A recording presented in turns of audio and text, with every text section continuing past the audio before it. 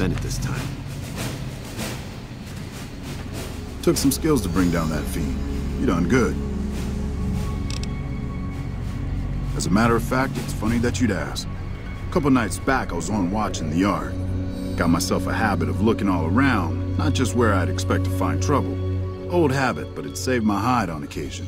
Round about 1 in the morning, I spied some lights in the control tower. Now that's the 3rd time I've spied those lights, mind you. And every time I ask about it, they tell me the place was empty.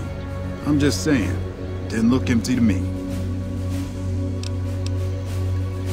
No trouble at all. Might be nothing.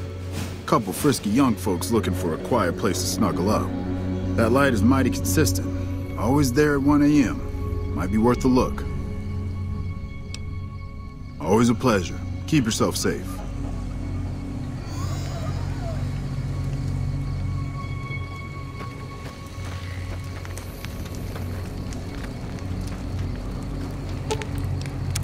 I can't believe we were allowed inside the Lucky 38.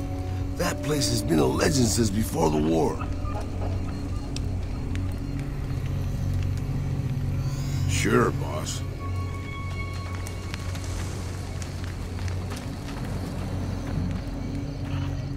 Howdy. What brings you back? Used to be a ranger. One of the first they sent out east back before we took the dam. Observation and reconnaissance. We took the lay of the land, checked out the locals, and kept ourselves inconspicuous. A couple friends of mine were the first to scout the dam. That was back in '73, if I recall. A lot of those rangers are dead now. Vegas always chewed men up. It's just a little more literal nowadays. Well, that wasn't really a matter of choice.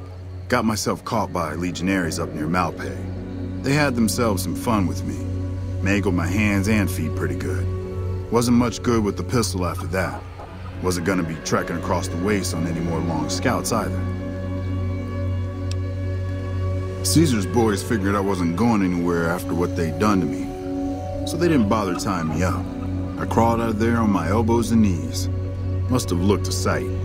Then I rolled down an embankment into the Colorado. Guess I had a mind to drown rather than give Caesar's boys the satisfaction of killing me. But a couple of rangers happened to be watching from across the river. They jumped on in and pulled me out of there. Lucky break, they said. Going on 6 months now, but I reckon we'll be moving out soon enough. Can't talk about the details. Till then, we'll man the towers and keep an eye on the fiends. We've had more than our share of trouble from their direction. Whole thing smells of Caesar to me.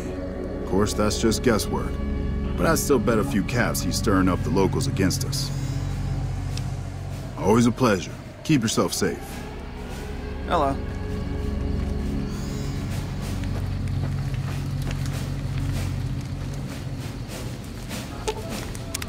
Angry soldier robots with bazookas. I'm sure they'll be a good police force. Sure, boss. Got a second to talk, boss? Meeting Corporal Sterling. Well, you kinda got me thinking. Here's a guy that's been beat all to hell, right? I mean, he could have retired from the service, but instead he signs back on and does what he can. You think he did the right thing?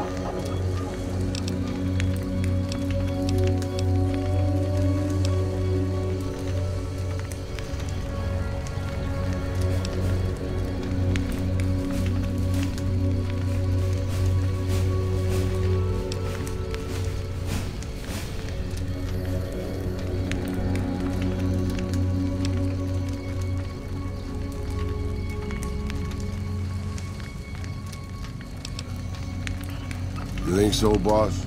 Because I remember a time when a lot of people stuck to their duty no matter what.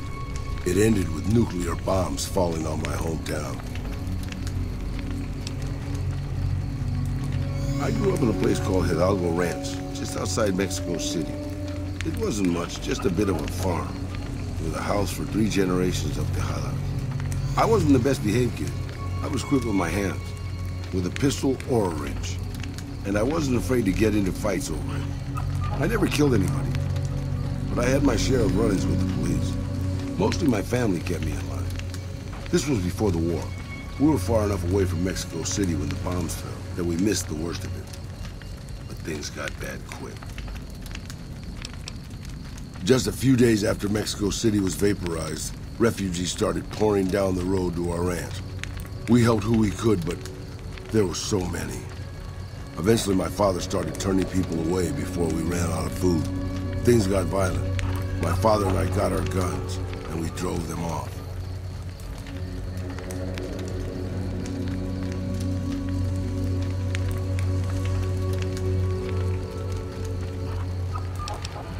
About 24 men came back in the night after we'd gone to sleep. They set fire to the ranch house and barred the doors from the outside. My whole family was trapped inside. I smelled the smoke, and I got myself and my little sister Rafaela out through a window. But everyone else, my parents, my grandmother, my 2 brothers, and 2 of my sisters, all died. Rafaela and I ran. We were pursued by some of the men who attacked our home, but I was always a good shot. The ones who came after us, I killed. The rest, I left be. I had to take care of Rafaela, not throw my life away on revenge.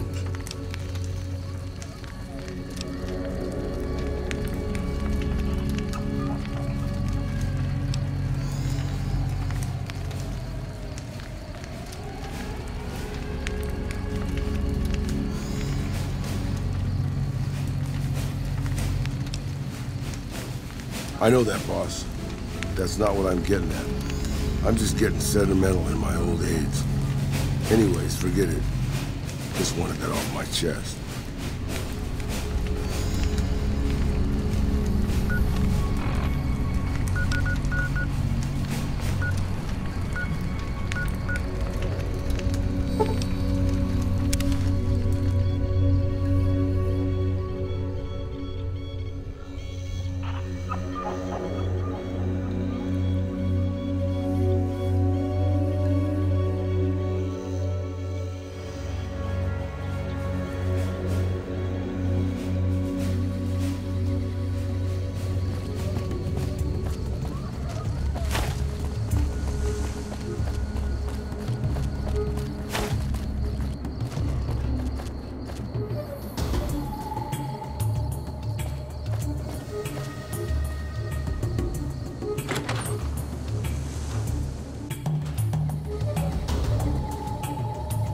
Hey, welcome.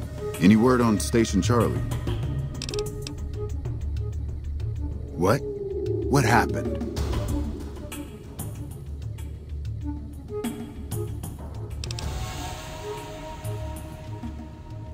Those were good men at that station. Good men. This whole town was sleeping a lot easier because of them. Now, who knows what we're in for? The Legion? Christ. We'd be better off with raiders. Well, thanks for telling me. I know that knowledge didn't come without risk. Here, take this. Courtesy of the Ranger Veterans Fund. Right now, a whole lot of sitting on my keister and counting cracks in the ceiling. I wouldn't wish it on anybody. On better days, I help keep the peace. Boone and Vargas watch the road. I watch the town. Tell myself I'm doing some good. Yeah, twice. Actually, the first time it was more like half my body. Knocked me out of the Rangers. This time, it's mostly just reminded me how useless I've gotten. A few years back, we get a tip that some Legion slavers were holed up in this burnt-out house a few clicks from where we were stationed. We get there and it's deserted. No sign anyone's been there. I mean, nothing. As we're leaving, I hear something behind me. I turn around and there's this kid, just skin and bone, and he's looking up at us and he's scared half to death. Been hiding in a closet. I go to grab him out of there and I notice he's holding something in his hand. Something metal. He shuts himself back in the closet, and that's when I see the grenade he's left by my feet. They do it a lot, the Legion, using kids. They know we'll hesitate. Anyway, that was the first time. Second time, I fell down those stairs in front of the motel, just in case I got to thinking I'd put it all behind me.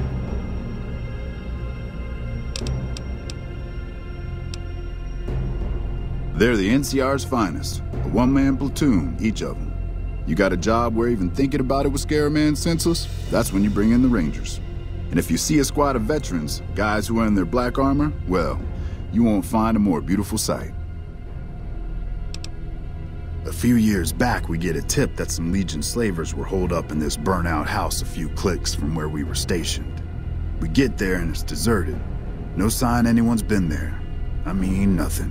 As we're leaving, I hear something behind me. I turn around and there's this kid, just skin and bone, and he's looking up at us and he's scared half to death. Been hiding in a closet. Look out for yourself.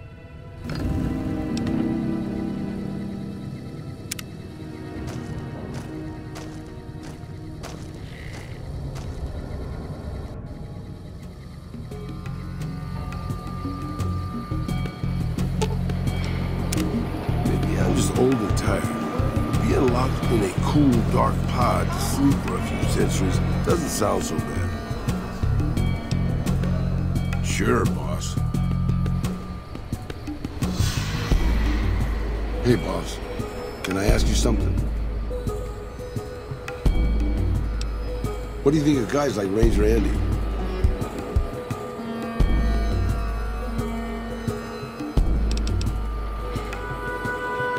I mean, guys who have a world of experience doing what they do would have to give it up because they're getting old and slow, or too injured.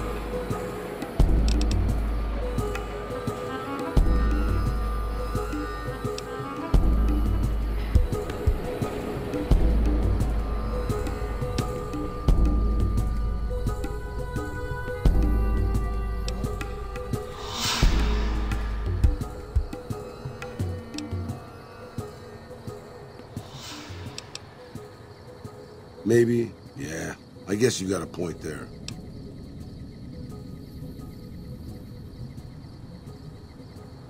Not really, boss. No.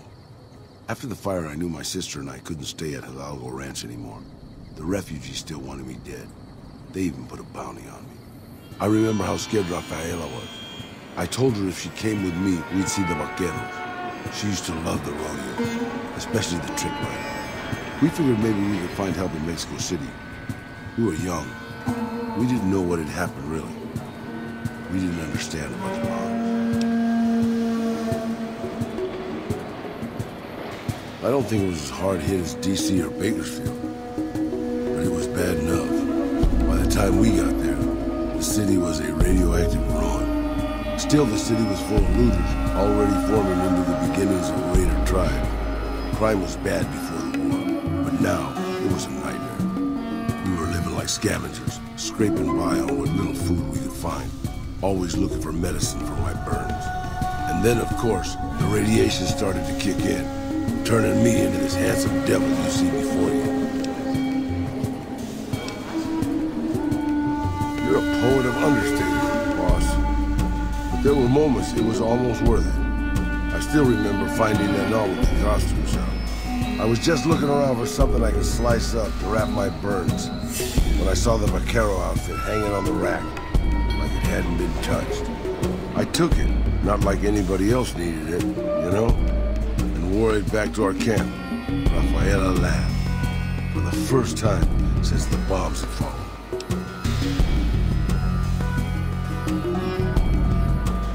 It was. I started to build up a legend. Sometimes it headed off trouble, but most of the times it just started more. Young punks looking to prove themselves would come looking for me, but my eyes were sharp and my guns were quick. For a while, it seemed like we might even survive it, until Rafaela. She went out to find some food one day. I was sick, so I stayed at our camp. I guess it must have been the beginning of radiation poisoning. Anyway, it was supposed to be safe, but some raiders happened to pass through where she was scavenging. I won't speak of what they did to her. When I found her body, the only way to recognize her was this funny little scar on her knee from when she was a little girl. Terrible doesn't begin to cover it, boss. I let my whole family down. First the ranch, now Rafaela. I was the last Tejada. I guess maybe I went a little crazy then. I took my guns and went back to that market. After the raiders were dead, I salvaged what I could from the store. I was tired. I just wanted to be alone forever. I left Mexico City behind. I made my way out to the Gulf Coast. Eventually, I found an old Petro Chico refinery nobody had claimed. I stayed there for a little while, and I thought a lot about my life. I thought about the guns I'd lived by, and what they'd gotten me. I decided my guns hadn't gotten me anything, and it was time to give it up. I took off the old Vaquero outfit and put on a Petro Chico jumpsuit. The name tag said Miguel, so I started using the name myself. Eventually, I made it to Arizona. That's another story, boss.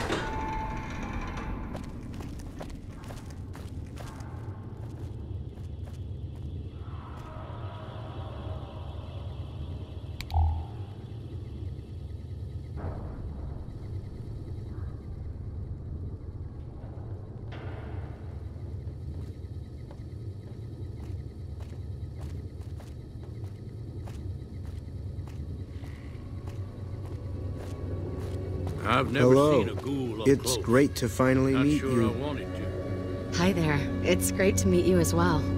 I'm glad you made it out here. You're even more stunning up close than you were at a distance. And you're even more handsome up close. Do you think it'll be okay if I hang around here for a little while, so we can get to know each other better? Of course it would. I'll have you set up with some quarters with some of the other women. I've heard that Securitrons are nastier than ever. I hear the cons won't trouble us anymore. Thank you for getting me here. Jack is a great guy.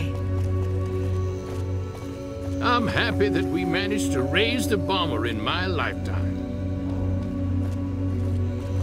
I've never been so happy in my entire life. Later. Isn't that bomber a beauty? Thanks so much for making an old man's dreams come true. Bye.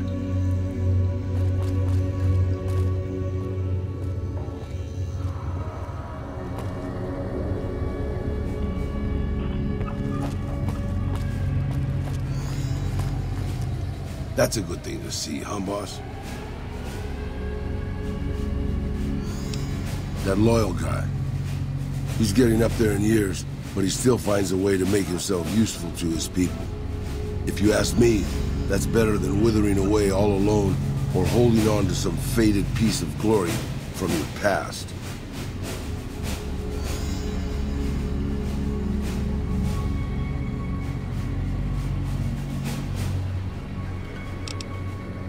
Yeah, that's what I thought too. Old history. I left everything when I left Mexico. My home, my family, my name, even my face. I know it's surprising, boss, but I wasn't always this handsome. As far as the world knows, I was Miguel, and I was okay with that. I headed north for a while, and ended up in Tucson. Not Tucson, by the way. Things were good there. Well, maybe not good, but better than Mexico City anyway. I found myself a little shack, started fixing things.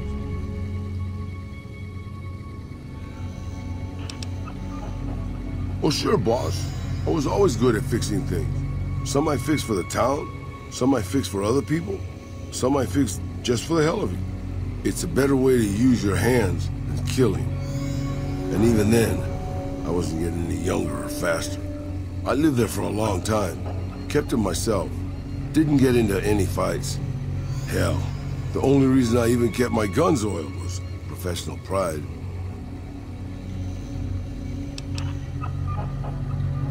Getting there, boss. I'd been in Tucson. The locals can call it Tucson all they want, but it's Tucson, damn it.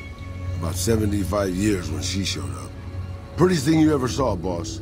Maybe it was just a trick of my senile brain, but I swear she looked just like my Rafaela. Her name was Claudia. She ended up taking work at one of the brothels in town.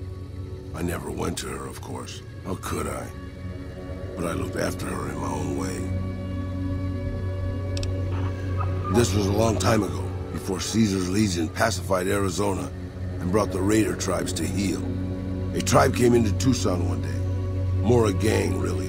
Dirty Dave and his 6 brothers. They were looking for bullets, and I sold some to them. I figured if I did that, they'd leave town before they tore it up too much. No, boss. No, they didn't. As I was saying, I hoped they'd leave the town in peace. Instead, they decided to stop at Claudia's brothel to take the edge off. I don't know which one of them got rowdy first, but by the time I heard the screams and got my guns, it was too late. They shot up the brothel, killed 4 girls, and taken Claudia for their sport. I went after Dave and his brothers. They had a head start, but they slept nights. I didn't. It took me 3 days to catch up to them. Claudia was dead when I got there. They put a bullet in each of her eyes. I couldn't do anything except avenge her, just like Rafael. I charged into the middle of their camp and started firing. 2 of them were dead before they knew I was there. The other 5, though, they shot the shit out of me. I would have died, I think, if I wasn't so full of rage. By being a meaner old cuss than the rest of them, boss. I wanted to keep living until they weren't. So I just kept shooting until they were all dead. I was in pretty bad shape in the end, though. I don't know how long I laid there, with the sun baking me and the buzzards chomping at me. Eventually, I got the strength to start moving. Some long time after that, I managed to drag my carcass back to town.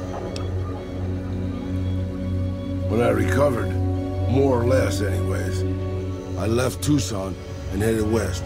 I ran into Tabitha at Black Mountain, and well, the rest you know. I swore I was done with the gunslinging life. I was too old, too slow, and too beat up to protect anyone anymore. I thought I was done forever, but after traveling with you, I realized I've always had my doubts. About whether I still had what it took to carry my pistols proudly, to use them to do what's right. And now that I've been traveling with you for a while, you made me realize that I can still do that. Maybe I'm not as tough as I used to be, but my brains can make up for that. And my hands are still quick enough. It's time to put the guns back on.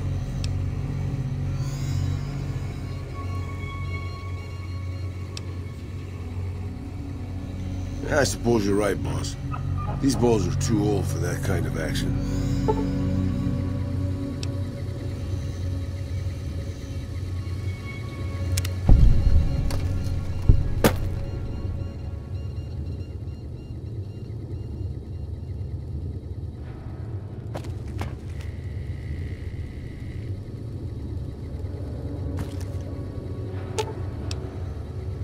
I'm sure you'll be fair and equitable, boss.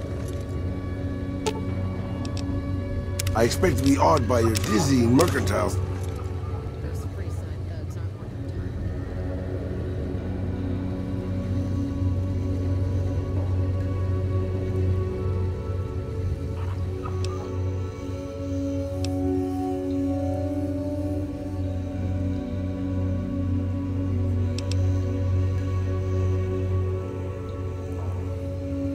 You can bet on that, boss.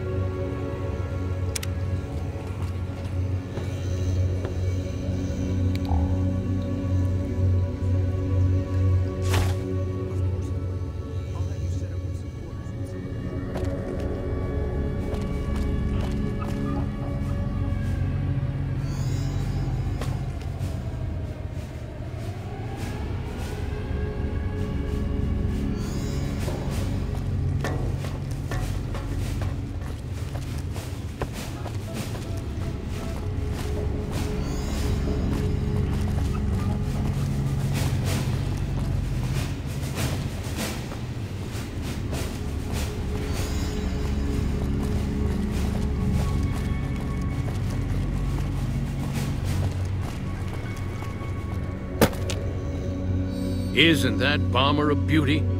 Thanks so much for making an old man's dreams come true. Bye. I'm glad you decided to off one of the most powerful men in the Mojave. Life was getting boring anyway. Really. Sure, boss.